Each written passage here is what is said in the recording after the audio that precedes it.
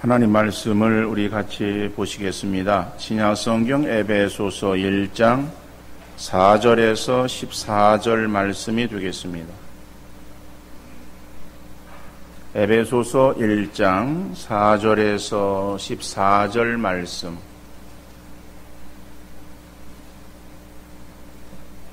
제가 읽어드리겠습니다.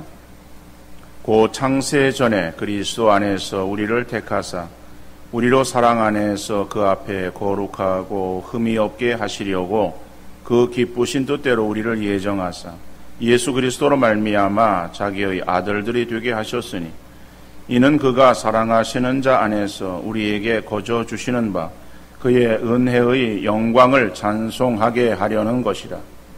우리는 그리스도 안에서 그의 은혜의 풍성함을 따라 그의 피로 말미암아 속량 곧 죄사함을 받았느니라. 이는 그가 모든 지혜와 총명을 우리에게 넘치게 하사 그 뜻의 비밀을 우리에게 알리신 것이요 그의 기뻐하심을 따라 그리스도 안에서 때가 찬 경륜을 위하여 예정하신 것이니 하늘에 있는 것이나 땅에 있는 것이 다 그리스도 안에서 통일되게 하려 하심이라. 모든 일을 그의 뜻의 결정대로 일하시는 이의 계획을 따라 우리가 예정을 입어 그 안에서 기업이 되었으니 이는 우리가 그리스도 안에서 전부터 바라던 그의 영광의 찬송이 되게 하려 하심이라. 그 안에서 너희도 진리의 말씀 곧 너희의 복음 구원의 복음을 듣고 그 안에서 또한 믿어 약속의 성령으로 인치심을 받았으니 이는 우리 기업의 보증이 되사 그 얻으신 것을 속량하시고 그의 영광을 찬송하게 하려 하심이라. 아멘. 하나님은 창조의 하나님이십니다. 하나님의 속성을 말씀할 때에 물론 하나님은 창조의 하나님만은 아니십니다. 속성이 여러 가지를 우리가 들 수 있지만은 그러나 창세기 1장 1절에서 태초의 하나님이 천지를 창조하시니라. 그래서 창조의 하나님이심을 알 수 있죠. 그 하나님이 온 우주 만물을 만드셨습니다. 그런데 하나님 만드신 그 천지 창조의 가장 하이라이트는 어디에 있는가? 역시 그것은 인간 창조다.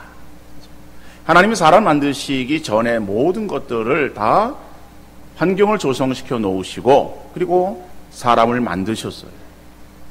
그런데 창세기 2장에 보면은 모든 들짐승들, 동물들과 그리고 사람을 만드실 때에 흙으로 만드셨다라고 말씀하고 있어요. 그러면은 동물과 사람이 동등하게 만들어진 존재인가? 라고 하면은 성경은 그렇게 말씀하고 있지 않습니다. 동물들은 각기 종류대로 만드셨다라고 말씀하고 있어요. 그러나 사람은 하나님의 형상을 따라서 만들었다라고 말씀하고 있어요. 흙으로 육체를 빚은 것은 동일합니다마는 그러나 동물들은 각기 종류대로 만들어서 그에게 생명을 그냥 불어넣었어요. 그냥 살아 움직이는 그러한 존재가 되어진 것입니다. 그러나 사람에게는 하나님께서 그 코에 생기를 불어넣으시니 사람이 생명이 되었다라고 말씀하고 있어요. 이거는 동물과 사람의 어떠한 창조에 있어서의 특이하고 그리고 사람이 동물보다 더 월등하게 만들어졌다라고 하는 것을 우리에게 말씀하고 있습니다. 하나님께서는 왜 우리 사람을 만드실 때에 다른 동물들과 달리 우월하게 그리고 동물들보다 더 특이하게 그렇게 만드셨을까라고 하는 거예요. 자, 물론 창세기 1장, 2장 내용을 보면은 사람을 창조하신 그 목적, 왜 사람을 그렇게 다른 것들보다 더 우월하게 아주 귀한 그러한 존재로 만들었는가에 대해서는 우리에게 명확하게 말씀하고 있지는 않습니다. 그러나 우리 신앙인들의 신앙 교육을 위해서 성경에서 그 내용들을 뽑아서 정리해 놓은 책이 있습니다. 그것이 소요리 문답서예요. 그 소요리 문답서는 성도들의 신앙을 위해서 문답의 형식으로, 질문과 대답의 형식으로 성경의 내용을 정리해 놓았습니다. 거기에 제1문에 어떻게 되어져 있는가 하면은 사람의 제일 되는 목적이 무엇인가 라고 질문하고 있어요. 사람의 제일 되어지는 목적, 다시 말해 하나님께서 사람을 만드신 그런 목적이 무엇인가 라고 하는 질문으로 바꾸어서 생각할 수도 있습니다. 거기에 대한 대답은 하나님을 영화롭게 하고 영원토록 그를 즐거워하는 것이다 라고 대답하고 있어요. 사람을 하나님께서 만드신 목적이 있는데 그 목적이 무엇인가에 대해서 우리 인간들은 하나님을 영화롭게 그리고 영원토록 그를 즐거워하는 것이다. 전도서 12장 13절에 말씀 보면은 이래 결국을 다 들었으니 하나님을 경외하고 그의 명령들을 지킬지어다. 이것이 모든 사람의 본분이니라 라고 말씀하고 있습니다. 모든 사람의, 세상 모든 그러한 사람들의 본분이 무엇이냐? 그 본분은 하나님을 경외하고 그의 명령들을 지키는 것. 이것이 우리 사람의 본분이다. 해야 될 도리다 라고 말씀하고 있어요. 여러분, 하나님을 영화롭게 하고 하나님과의 사랑의 교제를 위해서 하나님께서는 인간을 에덴에다가 만드셨어요. 그런데 하나님 그 뜻을 아담과 하와는 헤아리지 못하고 자의로 그 하나님의 명령에 불순종합니다. 그것이 무엇인가 하면은 하나님께서 따먹지 말라고 금에 놓으신 선악과 열매를 따먹게 되어지는 것. 자, 그거는 단순하게 열매를 따먹었다 안 따먹었다 그 열매 안에 어떠한 능력이 있다 없다라고 하는 것을 우리에게 말하고 있는 것이 아니라 바로 그것은 하나님이 금에 놓으신 명령에 대한 불순종을 말하는 거예요. 그 하나님의 명령을 불순종함으로 인해서 우리 인간에게는 죄가 들어오게 되었고 그 죄로 인해서 사람에게 죽음이 오게 되어졌습니다. 그 죽음이라고 하는 것이 어떻게 우리가 이해를 해야 되는가라고 하면은 성경에서는 범죄한 그 인간 아담과 하와를 에덴 동산에서 쫓아내십니다. 이거는 범죄한 그 인간에게 있어서 에덴에서 쫓겨났다라고 하는 것은 무엇을 말하고 있는가 하면은 에덴이라고 하는 그러한 의미는 낙원이에요. 거기는 하나님이 계시는 곳이에요. 하나님이 계시는 곳이기 때문에 그곳이 낙원이라고 말할 수 있어요. 그런데 그 곳에서의 쫓겨났다라고 하는 것은 하나님과의 관계가 단절되어진 것을 말씀하고 있어요. 죽음이라고 하는 것은 분리예요. 육체적인 죽음은 육체와 영혼이 분리되어지는 것이고 영적인 죽음이라고 하는 것은 하나님 관계가 단절되어지는 것을 말하고 있는 것입니다.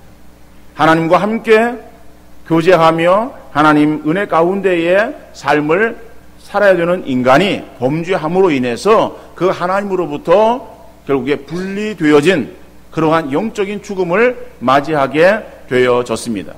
하나님 관계가 하나가 아니라 단절되어진, 분리되어진 그러한 그 속에서 인간은 살아갈 수밖에 이제 없게 되어진 것이죠. 그러면은 하나님께서는 그렇게 범죄한 인간을 그냥 내버려 두셨는가? 내버려 두신 것이 아니라 그 인간을 다시 구원하기로 작정을 하셨어요. 그래서 인간의 구원을 위해서 성삼위 하나님의 서로 간에 언약을 체결하셨다라고 하는 거예요. 하나님은 공의의 하나님이십니다. 공의의 하나님이시라고 하는 것은 불의하지 않으시다라고 하는 거죠. 불의하다라고 하는 것이 어떤 것인가? 여러분이 사람에게 있어서 어떠한 사람이 죄를 범합니다. 죄를 범하는데 그 사람을 내가 잘 알고 있어요. 잘 알고 있는 그런 사람이 잘못을 했을 때에 우리는 팔이 안으로 굽는다고 그 사람에게 있어서 당신이 몰라서 그랬으니까는 다음에는 그러지 마시오 라고 그 사람에게 그렇게 관용을 베풀 수 있어요. 우리는 그런 것을 보고 야, 참 그 사람 관대하다. 그 사람 참 마음이 넓다. 사랑이 있다. 이렇게 우리가 표현할 수 있습니다. 근데 그것은 관대하거나 사랑이 있다라고 보기보다는 사람은 공의롭지 못한 거예요. 그거는 불의해서 그런 거예요.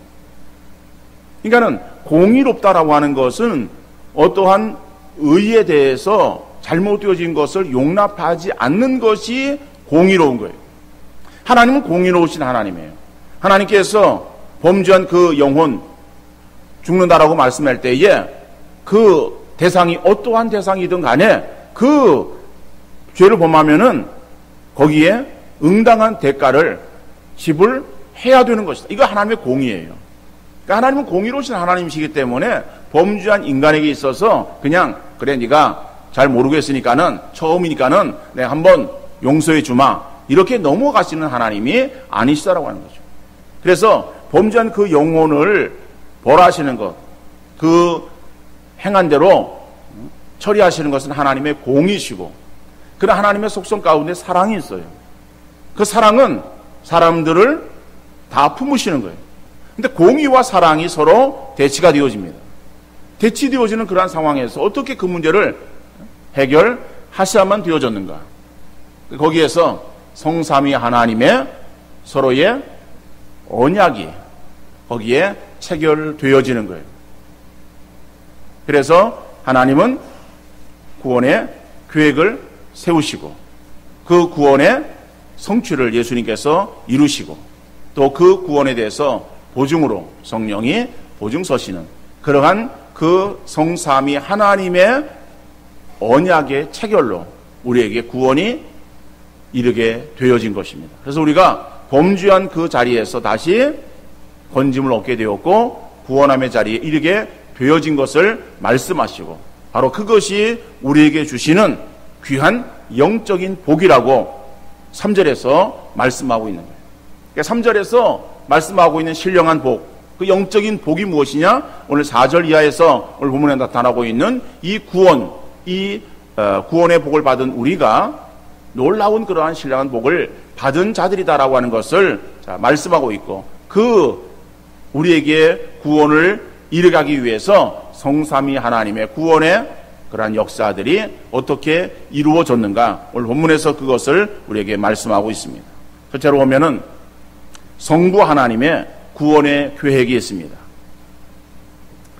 오늘 본문 4절에서 6절에 나오는 말씀입니다. 자, 그런데 그 4절에서 6절 안에서 볼 수 있는 특별한 단어들이 있어요. 그 단어들이 무엇인가 하면은 4절에 보니까는 택하사라고 하는 말씀이 나오고 있습니다. 또 5절에 보면은 예정하사, 예정이라고 하는 단어가 나오고 있어요. 또 5절 하반절에 보니까는 자기의 아들들이 되게 하셨다. 그 다음에 6절에 보니까는 우리에게 거저 주시는 바. 자, 이런 단어들이 특별한 단어라고 볼 수 있습니다. 다시 말하면은 하나님께서, 성부 하나님께서 우리에게 구원의 계획을 세우셨어요.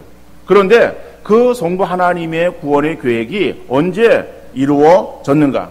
이것은 우리가 범죄했을 때 하나님께서 나를 구원하실까 말 것인가 라고 하는 것을 그때 결정하셨는가 하면은 그것이 아니라 바울은 이 부분에 있어서 자기가 태어나기 전에 이미 하나님 자기를 택정하셨다라고 그렇게 고백하고 있습니다. 갈라디아서 1장 15절 말씀 보니까는 그러나 내 어머니의 태로부터 나를 택정하시고 그의 은혜로 나를 부르신 이가 자기가 택정함을 얻은 것, 자기가 구원으로 택함을 얻은 그것이 이미 자기가 어머니의 태에서 자기가 조성되어지기 이전에 이런 일들이 이루어졌다라고 그렇게 말하고 있습니다.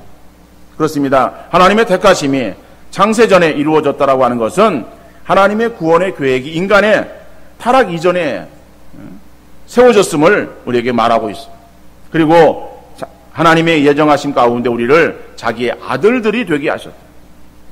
그러니까 우리의 구속을 위한 예정과 그 다음에 자기의 아들들이 되게 하심, 아들들이 되게 하셨다라고 하는 것은 양자 되어짐이라고 우리가 알고 있는 말이죠.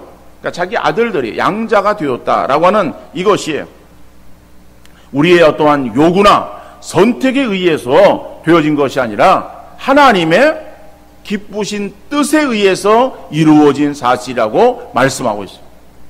여러분, 그래서 우리가 영적으로 출생했다, 중생했다라고 하는 이것은 육적인 출생과 의미가 동일합니다. 우리가 이 땅 위에 출생되어질 때에 출생되어지는 그러한 일들에 있어서 우리의 어떠한 생각이나 우리의 뜻이 거기에 들어가 있습니까? 우리 출생에 있어서는 부모님의 뜻에 의해서 우리가 이 땅 위에 출생하게 되어진 것이지 나의 어떠한 자의에 의해서 이루어진 것이 아니죠. 마찬가지로 우리의 영적인 하나님의 자녀가 되어진 영적 출생에 우리에게 이루어진 것이 우리의 어떠한 행위나 우리의 어떤 뜻에 의해서 이루어진 것이 아니라 하나님의 기쁘신 뜻에 의해서 이루어진 거예요. 그러니까 하나님께서 우리를 자녀 삼으신 것, 그죠? 바로 이러한 것들이 우리의 어떠한 행위가 아니고 하나님의 어떠한 선하신 역사하심 가운데에 우리에게 이루어진 은혜라고 하는 사실을 말씀하고 있어요. 여러분, 그래서 우리에게 주시는 이 구원은 거저 주시는, 우리가 아무런 어떤 대가를 지불하지 않고 우리가 그냥 우리에게 거저 주시는 그러한 이 구원이라고 말씀하고 있습니다. 당시 로마 군인들은 전쟁을 해서 이 전쟁에서 포로로 잡혀오는 그런 사람들, 이런 사람들 가운데 자기가 집의 노예로 삼을 수가 있어요. 그러면은 전쟁 포로 가운데서 노예로 자기 가정에서 부리는 그러한 이 일들 가운데서 어떠한 어떠한 노예에게 있어서는 그를 택해 가지고 그를 자기의 양자 삼기도 해요. 양자를 삼으면은 양자 삼은 그 사람에게는 자신의 어떠한 신분과 재산이나 사회적인 그러한 지위를 모두 물려주기도 하는 거예요. 우리가 이 고전 영화 가운데서 배너라고 하는 영화, 많은 사람들이 보셨을 거예요. 또 보신 지 오래되어서 혹시 기억에 가물가물할지는 모르겠습니다만은 그 배너라고 하는 그러한 영화에 나오는 그 주인공, 바로 그 주인공이 노예였다가 그 다음에 양자로 택장함을 얻어가지고 그래서 모든 것을 누리고 있는 것을 우리가 영화를 통해서도 볼 수 있는 그런 장면이에요. 그런 일들이 그 당시에 있었어요.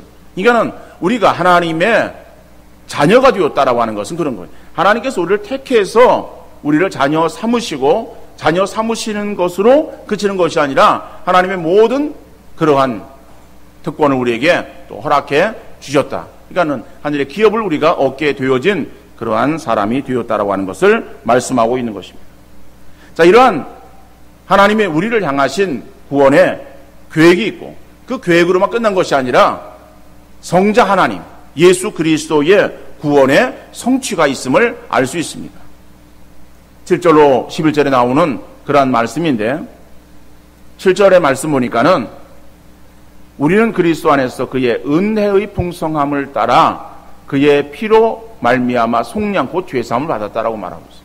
여기서 보니까는 그의 피로 말미암아 속량을 얻었다는 거죠. 그 속량이 무엇인가 하면은 곧 죄사함을 받았다라고 하는 거예요.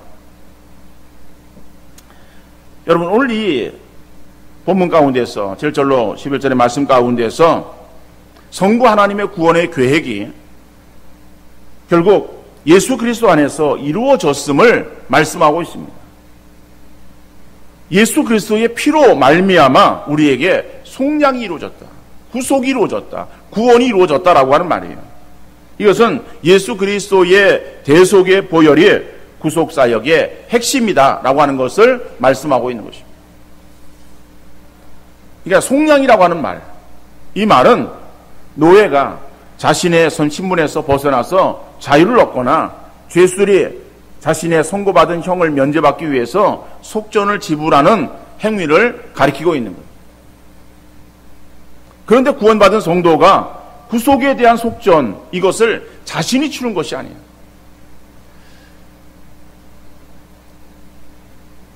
노예 제도가 있었을 때에 노예로 고생하고 있는 그러한 사람을 보고서 어떤 지나가는 사람이 그를 불쌍히 여깁니다. 불쌍히 여겨서 자, 그를 그 노예에서 풀어줄 수 있어요. 풀어주려고 하면은 그 노예를 노예 시장에서 돈을 주고 사왔습니다. 사왔을 때에 얼마에 사왔다. 그래서 그 노예에게 값이 있어요. 그럼 지나간 사람이 불쌍히 여겨서 그 사람 풀어주려고 하면은 그 노예가 어떠한 값을 치르고 어떤 사람이 그것을 샀다고 할 때에 그 사람에게서 다시 그를 건져오기 위해서는 그 노예의 값을 치러야 되는 거예요. 노예 값을 치르고 그리고 그 사람을 노예의 신분에서 건져 내올 수 있는 거예요. 그리고 내가 샀기 때문에 당신이 이제 노예가 아니고 자유몸이 되었으니까는 이제는 가서 자유롭게 사시오 라고 말할 수 있는 거예요. 그럴 때 그 노예를 그렇죠? 돈을 주고 사는 거, 이것이 속량이다라고 하는 거예요. 그러니까 우리가 구원함을 얻은 것이 우리가 죄를 지었어요. 그럼 죄를 지은 그 죄값이 무엇인가 하면 죽음이야. 우리가 죄를 지었기 때문에 죽어야 되는 거예요. 그런데 우리가 그 속전, 그죠? 내가 지은 죄값을 내가 치를 수가 없어요. 왜냐면은 내가 그 값을 치르려고 한다면 내가 죽어야 되잖아요. 그러니까 죽고 나서 다시 또 살아난다? 그런 일은 없잖아요. 한번 죽으면 끝이야. 그래서 우리는 스스로 내 죄값을 치를 수가 없어요. 예수님은 우리 인류의 죄를 위한 속전으로 자기 자신을 십자가에 내어 주셨습니다. 그리고 예수님께서 흘리신 피, 그 값이 그죠? 우리 성도들을 죄와 사망의 세력으로부터 생명으로 사오게 되어진 것이다. 그러니까 우리의 그러한 그 생명을 사오는 데 예수 그리스도의 죽음을 대신한 그러한 이 속전으로 우리가 살게 되어진 것이다. 예수님이 육신을 입고 이 땅에 오셔서 십자가에서 대속의 죽음을 당하신 것은 하나님의 섭리에 그러한 계획하심 가운데 이루어진 일이에요. 이것이 그냥 자의로 되어진 것이 아니라 하나님의 그러한 구원의 계획. 그 다음에 예수님께서 구원의 성취. 그 성취라고 하는 것은 인간이 죄를 지었기 때문에 인간의 몸을 입고 이 땅 위에 오셔서 그래서 모든 인류의 죄를 대신에 십자가상에서 죽어주시는 그러한 이 속전을 치루심으로 인해서 우리의 죄값이 다 해결되어졌고 그리고 해결되어진 그러한 사람 가운데서 하나님의 기쁘신 뜻에 의해서 우리가 구원함의 자리에 이르게 되어진 것을 말씀하고 있는 것입니다. 자, 그러면은 성령 하나님은 우리에게 있어서 구원에 어떠한 역할을 행하시는가? 성령 하나님의 우리의 구원의 보증이 되신다라고 말씀하고 있어요. 오늘 13절 14절의 말씀입니다. 13절의 말씀 보니까는 인치심이라고 하는 그러한 단어가 나와. 인치심. 인을 치셨다. 그 다음에 14절의 말씀 보니까는 보증이 되셨다. 보증이라고 하는 단어가 나옵니다. 여러분, 유대인들은 할례를 통해서 아브라함의 자녀 되어진 증표로 삼았어요.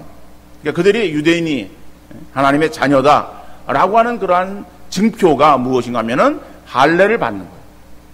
그러니까 할례를 받음으로 인해서 아브라함의 자손이 되었다라고 하는 하나님께로부터 하나님의 택하신 백성이 되었다라고 하는 증표로 삼았다라고 하는 것이죠. 그러나 예수 그리스도가 오신 뒤에 구원받은 성도들은 성령의 인치심을 통해서 하나님의 자녀 되어진 증표로 삼게 되었다라고 하는 거예요.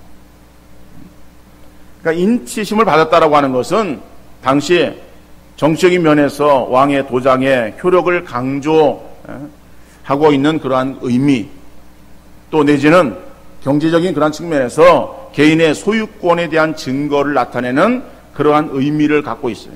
근데 이런 것들을 말하고 있는 거예요. 인쳤다라고 하는 것은 이건 내 것이다 라고 하는 그러한 어떠한 증거다라고 하는 거죠.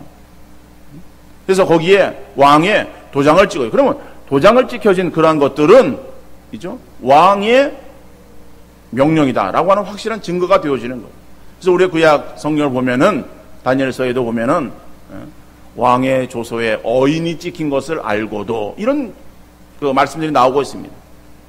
그러니까는 다니엘에게 있어서의 내려진 그러한 그 명령, 다시 말하면 다니엘뿐만 아니라 그 통치하는 그런 그 모든 지역에 내렸던 것이죠. 왕의 금신상에게 절을 하라. 그렇죠?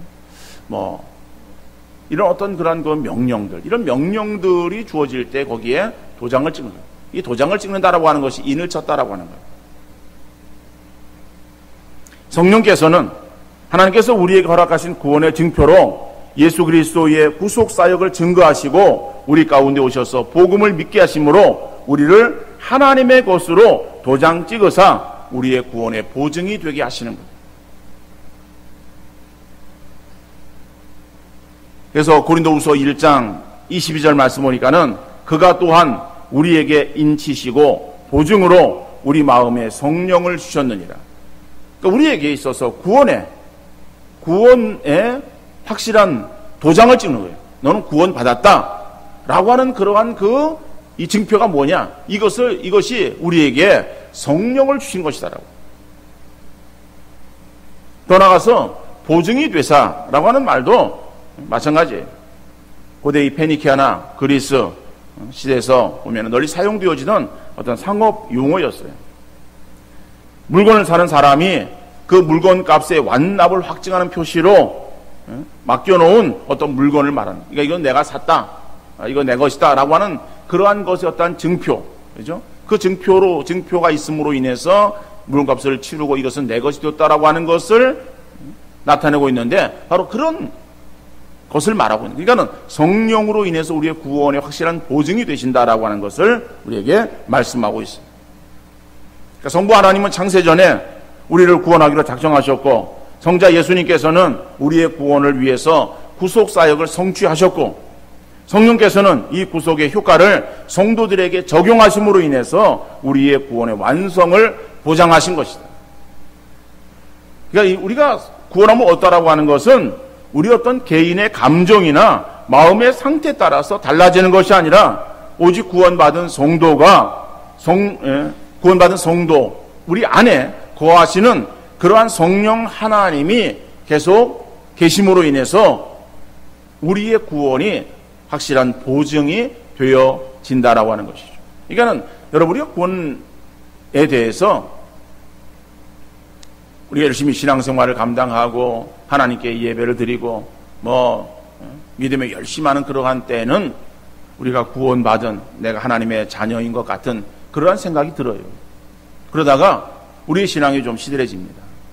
그래서 예배도 뜸하게 되어지고 그러다 보면 하나님을 찾는 그런 일들도 열심히 행하지 못하는 그러한 상태에 놓이게 되어지면은 우리 마음속에 어떤 마음이 듭니까? 내가 진짜 구원 받았나? 내가 정말 하나님의 자녀인가? 라고 하는 그러한 의심이 들게 되어진다라고 합니다. 우리의 구원이라고 하는 것은 내 마음의 어떤 확신이나 또 내 마음의 어떤 의심이나 그런 것으로 정해지는 것이 아니라 성령이 내 안에 계시고 떠나지 않는 한 우리의 구원은 확실한 보증이 되어지는 것이다.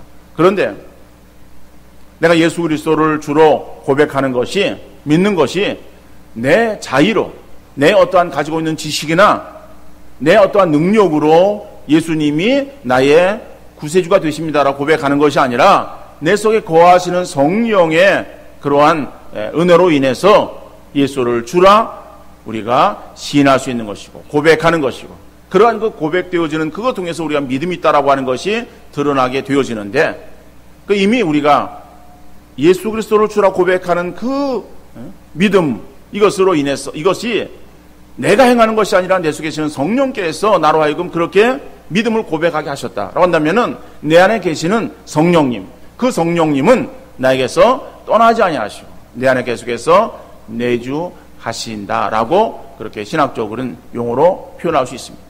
그러니까 내 안에 계시는 성령은 나가셨다가 기분 내키면 또 들어오시고 또 기분 안 내키면 나가시고 들락날락 거시는 그러한 분이 아니에요.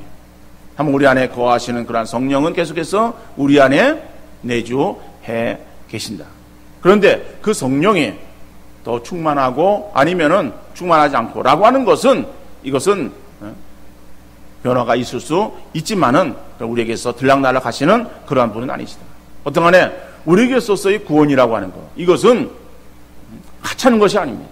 지나가다가 그냥 발에 채이는 돌멩이 하나 그냥 주워가지고 주머니에 집어넣고 들어와서 그래서 그냥 방 한 구석에 던져놓는 그러한 그것이 우리의 구원이 아니라 나를 구원으로 인도하시기 위해서 성삼위 하나님의 구원의 계획과 구원의 성취와 구원의 보정, 이러한 일들을 통해서 우리에게 이루어진 바로 이것이 구원의 그러한 그 복이다. 이 구원의 복을 받은 사람이 얼마나 크신 그러한 주의 은혜 가운데 거하는 것이고 또 신령한 영적인 복을 받은 사람인가라고 하는 거예요.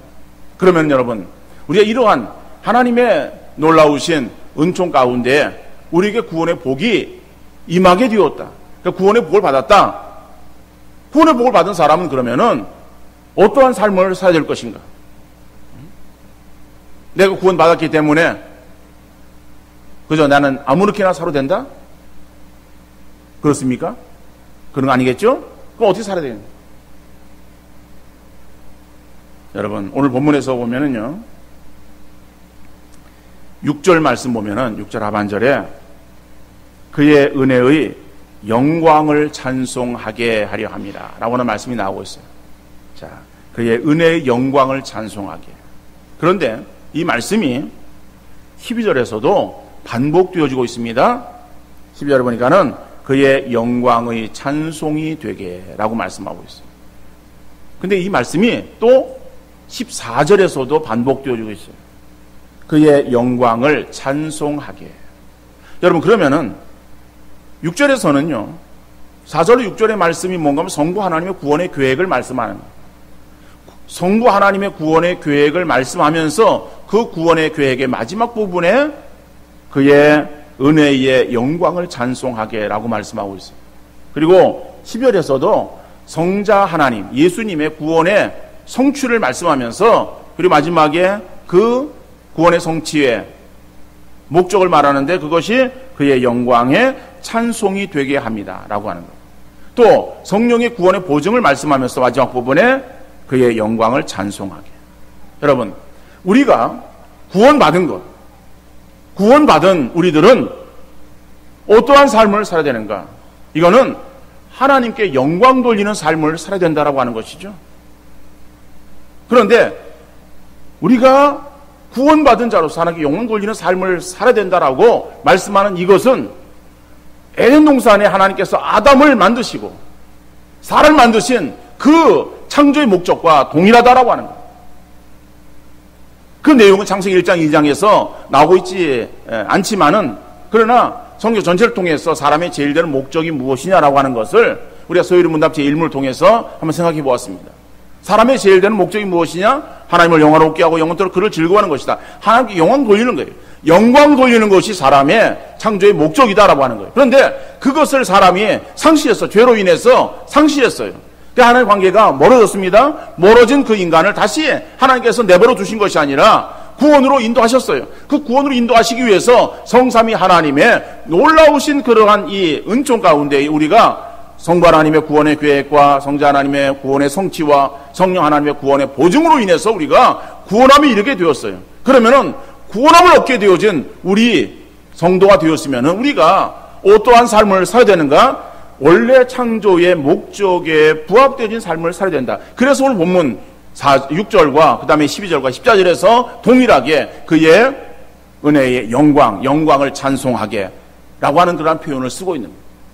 여러분, 오늘 우리가 구원받은 하나님의 자녀가 되었으면 하나님을 영화롭게 하고 영원토록 그를 즐거워하는 그러한 삶을 살아가는 성도의 삶이 되될 줄로 믿습니다. 또 어떻게 하면은 우리가 구원받은 성도로서 하나님을 영화롭게 하는 그러한 삶을 살아갈 수 있겠는가라고 할 때에 바로 그것을 저는 요한복음 14장 21절의 말씀으로 그러한 삶을 살아갈 수 있다라고 말씀을 드릴 수 있어요. 요한복음 14장 21절의 말씀은 나의 계명을 지키는 자라야 나를 사랑하는 자니 나를 사랑하는 자는 내 아버지께 사랑을 받을 것이요 나도 그를 사랑하여 그에게 나를 나타내리라 그랬어요. 여러분, 에덴 동산에 하나님께서 아담과 하와를 만드신 것은 단순하게 아담과 하와 둘이서 잘 먹고 잘 살라고 만들어 놓은 거 아니에요.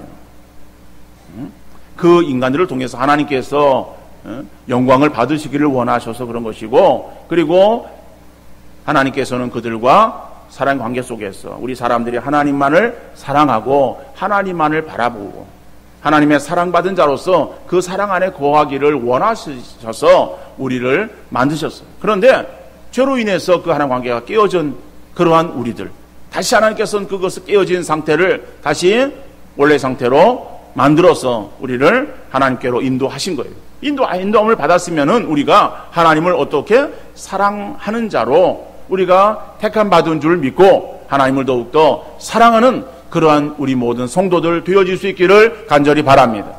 우리에게 구원이 내가 행한 것이 아무것도 없다고 말씀드렸어요. 우리 어떤 노력이나 우리 어떤 행위로 구원함이 이루어진 것이 아니라 하나님의 기쁘신 뜻 가운데 우리를 구원으로 인도하셨어요. 그리고 우리에게 있어서 예수 그리스도의 십자가의 대속의 죽음을 대신해서 우리를 구원으로 인도하시는 놀라운 사랑 가운데 우리가 거함으로 인해서 우리가 하나님의 자녀가 되어진 거예요. 그러면 우리가 나를 사랑하신 하나님, 나를 위해 십자가상에서 피 흘려 죽으신 그 예수 그리스도의 사랑을 받은 자로서 우리가 하나님을 사랑하는 것, 주님을 사랑하는 것을 더 힘써 행해야 되지 않겠습니까? 우리가 진정으로 주님을 사랑하는 우리 모든 성도님들 되어질 수 있기를 간절히 바랍니다. 요한일서에 보니까 사랑은 말과 혀로만 행하는 것이 아니다라고 말씀하고 있어요. 그래요.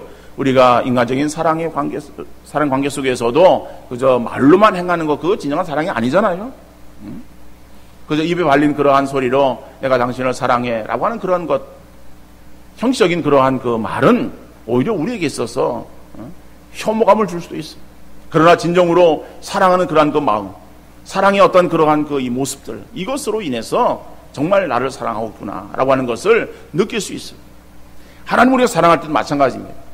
우리가 이제 찬양으로만 내가 하나님을 사랑합니다, 하나님은 나의 사랑의 대상이시오 라고 하는 그러한 어떠한 고백이나 찬양 이런 것으로만 그치는 것이 아니라 정말 우리의 마음과 뜻과 정성을 다해서 하나님께 예배하는 그런 우리 성도들 되어질 수 있기를 간절히 바랍니다. 하나님을 향해 찬양할 때에 우리의 마음을 다해서 감사하는 마음으로 진정 마음속 깊이 우러나오는 찬양을 하나님 앞에 돌려드리고, 하나님을 사랑하는 그러한 그 사랑 관계 속에서 하나님께 내 목소리를 들려주기를 원하고 하나님의 음성 듣기를 원하는 마음으로 하나님을 찾아서 기도하는 그런 우리 모든 성도들 되어질 수 있기를 간절히 바랍니다. 나를 사랑하신 하나님을 향해서 내가 구원받은 성도로서 그 하나님 앞에 온전한 믿음의 자세로 믿음 생활을 감당할 수 있는 귀한 역사가 있어질 수 있기를 간절히 바랍니다. 세상 사람들이 가지고 있는 작은 것에 우리의 마음을 빼앗겨서 불평과 원망 속에 늘 지나는 것이 아니라 더 크고 귀한 복을 받은 성도로서 이 큰 복을 마음껏 누리면서 또한 하나님의 사랑하는 자에게 더하여 주실 하나님의 복을 사모하는 그러한 그 믿음으로 승리하시는 우리 모든 성도님들 되어질 수 있기를 주님 이름으로 축원합니다.